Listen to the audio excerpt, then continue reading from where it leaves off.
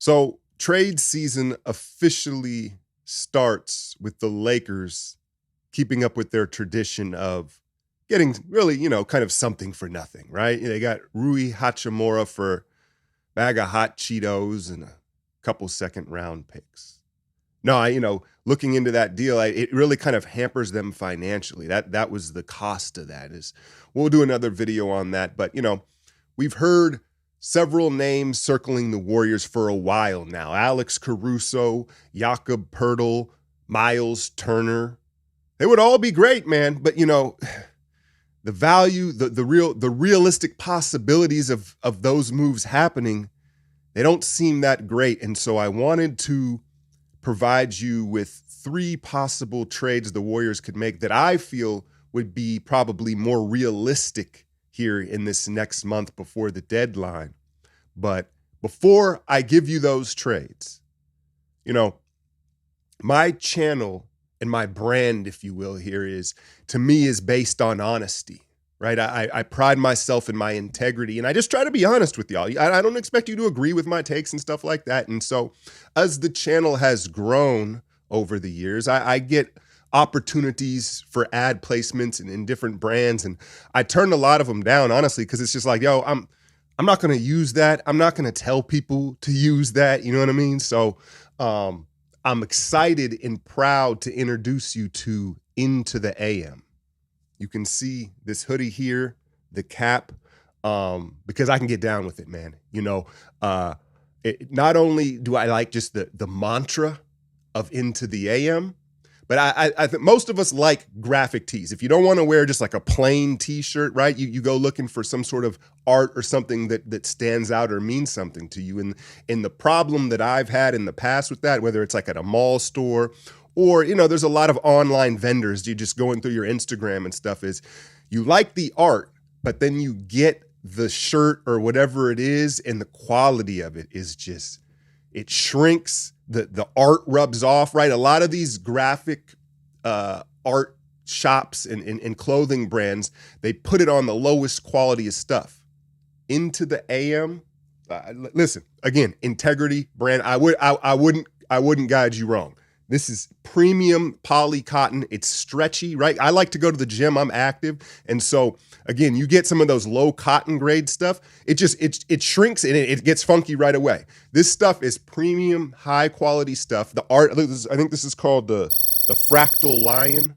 It's just dope stuff. And so Alchemy in the description gets you 10% off.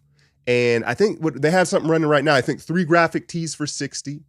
And let me know what you guys think, because I like this stuff. I'm rocking it. I'm genuinely rocking it. So Into the AM, check them out. All right, let's talk these 3 trades. First one, James Wiseman to the Detroit Pistons for Nerlens Noel. Are you excited now? Oh man, Nerlens Noel, we're gonna win a chip now. No, I know. So they match salaries. They're both making $9 million. Noel has 1 year left after this. He's 28 years old, 7'4" wingspan, 6'10", pogo stick. Think JaVale McGee. He's in that ilk, right? He's a very athletic big who blocks shots, rebounds, runs the floor. I don't think he has the motor that JaVale does, but he's along those same lines. He would immediately add vertical spacing. And again, he's just a natural rim protector. I think the issue with Noel is he hasn't been the most durable. And then you say, can he pick up the Warriors system in time for the playoffs? He'd only have like 30 some games, right? And we all know not easy for bigs to play in the Warriors system. Would that be enough time to integrate him, and would that be worth it? Now, you look at it from Detroit's perspective. We got to look at it from the other team's perspective. That's the problem with a lot of these trades that are being proposed out there. Like, why would the other team do it, right? Well, you look at Detroit, you look at their timetable. They've shut Cade down for the year. They're clearly going to be in a high lottery here. And so this would give them 30 games to play Wiseman out there, let him play without the pressure of winning like he is in Golden State, and take a swing at him. I think you could play the other kid from Memphis, Dern, alongside him and let Wiseman shoot from the perimeter, right? I think that's the biggest gripe I have with how the Warriors have handled his on-court stuff. It's like, dude, one of the few things he seems confident in is facing up and shooting, and you don't really let him do it. And so Detroit would take that swing. It matches their timetable, and they're not really, what are they giving up? Number 2, Patrick Baldwin Jr. to the Cleveland Cavaliers for Robin Lopez. Yeah, I know, another one that's going to get you super excited, right? Robin Lopez, brother of Brooke, not Brooke in Milwaukee, right? Robin, the crazy hair, 34 years old. Surprise, they're the same age. Did you know that? No, I'm messing with you. Look, he would very much fill the Andrew Bogut role. Whereas Noel, you say, hey, would he figure out the system in time? I think Lopez, with his experience and his IQ, he absolutely would fit in. High post passer, rebounder, and then just an enforcer.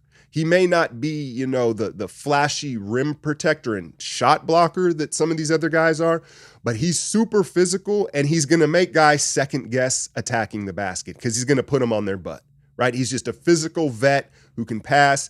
He's going to fit the locker room. And so I think that would be a nice get for the season. He's on a 1-year deal. And then when you look at it from the Cavs' perspective, listen, you're getting a shooter. The one thing in the tape that we've seen, there's very, very little film on Patrick Baldwin Jr. as an NBA player, but the one thing that's clear is, hey, he can shoot the seams off the ball. Oh, yeah, he's 6'10", 6'11". And so the Cavs would be giving up a guy who's at the end of their bench, and you add a young shooter. And I know that it hurts to give him up with his potential, but you can't always have your cake and eat it too, Joe. So, I get it, but I think that right now, you say, well, what about Moses? I think Patrick Baldwin Jr., and again, beauty is in the eye of the beholder. So who knows what each team could feel differently with this. But I think Baldwin Jr., PBJ, may have more value than Moody right now, just from what he's shown in his little bit of tape, just off the potential, the size, the shooting. And so you bring in Robin Lopez, a backup to Looney, and a true 7-footer. When you get in a series with some bigs and stuff like that, I think that he could be helpful. My third trade is my favorite trade, which I would prefer the most. It's Naz Reid from the Minnesota Timberwolves. And again, would they want Moody? Would they want Patrick Baldwin Jr.? That would work. I think they may want some draft capital. Naz Reid, you might have to give up a second-round pick or something else to get him as well. But, you look at Minnesota and how catastrophically wrong this has all went. And he's another guy that's due for a contract, and he's just not going to fit into their budget. That's the deal. I don't think they want to deal Naz Reid because he's not performing. It's that they can't retain him. And I think they're a little front court heavy. So, he 6'9", 10, LSU, but he's physical, right? He's going to give you some rim protection, rebound. I love his motor, but I think the key with Naz Reid is because he can shoot the 3-ball, you can play him alongside either Draymond or Looney. He's not going to muck up the spacing. And yeah, it may be a rental depending on what he commands, but he's another guy that would be a system fit, bring size and physicality. So those are 3 names that I'll throw at you that, I think are a little more realistic, not exactly sexy or flashy, but then you don't also have to give up the kitchen sink to get them because you understand that it may be a rental.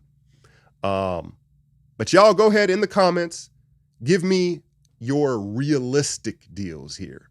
And you notice that all of these guys are bigs, right? I know, yeah, I'd love Alex Caruso and, the guards. I think we need size here because when you look at always having to guard up, you're asking Wiggins to guard 4s and 5s, and we're always trying to compensate for being an undersized team, over helping in the paint, gang rebounding, and then you get sprayed from 3. It's an accumulation. And I think smaller teams wear down faster when they're having to battle big teams all the time. And so, yeah, Caruso would be great. I guess he can guard up, but I think that we need a big, and I think we need to be a little more realistic in it, that it may be a rental. It may be a lesser name or known guy on the trade market. So again, leave your ideas in the comments. The link in the description, Alchemy, get you 10% off Into the AM. I wouldn't steer you wrong with them. They're dope. And as always, hit that like, share, and subscribe. I'm out, y'all.